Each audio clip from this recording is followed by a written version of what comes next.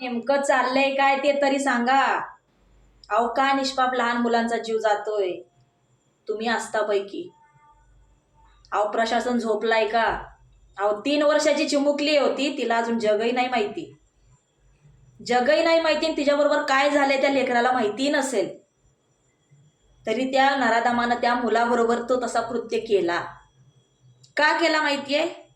ह्याला पूर्णपणे आपला समाज आणि आपलं सगळं जे प्रशासन आहे ना, ते कारणीभूत आहे.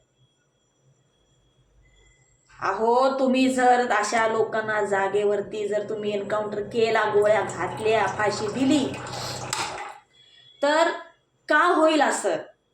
का होईल? थोडे दिवस लोक रडतील, थोडे दिवस व्हिडिओ बनवतील, थोडे दिवस मोर्चे निघतील, कॅन्डल घेऊन निघतील. त्याच्यानंतर काय आहे? प्रकरण शांत होईल, मग हा हा हा हा करायचं. झालं, प्रकरण मिटलं, मग तो आला बाहेर, मग त्याचं जीवन रुटीन परत आहे तसं चालू. पण माझ्या मतानं अशा लोकांना जगण्याचाच अधिकार नाहीये, तर त्यांना तुम्ही बेलही देता. असे किती प्रकरण आहेत. अहो ॲसिड अटॅक केलेली लोक सुद्धा बाहेर आहेत आणि त्या मुली आयुष्यभरासाठी इद्रूप झाल्या. एवढ्या सुद्धा प्रकरणातनं तुम्ही लोकांनी त्यांना बेल दिलेली आहे. आणि हे तर काय हो, 3 वर्षाचं 4 वर्षाचं लेकरू, 3-4 वर्षाचं लेकरू. परवा ते साताऱ्यामध्ये पण झालं, बरेच ठिकाणी व्हायला लागले. 12, 13, 10, 3, 4 हे काय वय झाली का? अहो प्रशासन आता तरी डोळे उघडा.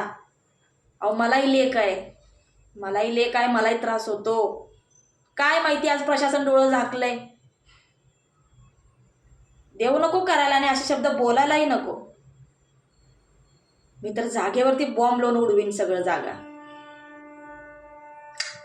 जे चाललंय ते बरोबर नाही चाललं, हे कुठंतरी थांबवा आणि या गोष्टीला कडक आहे ना कारवाई करा.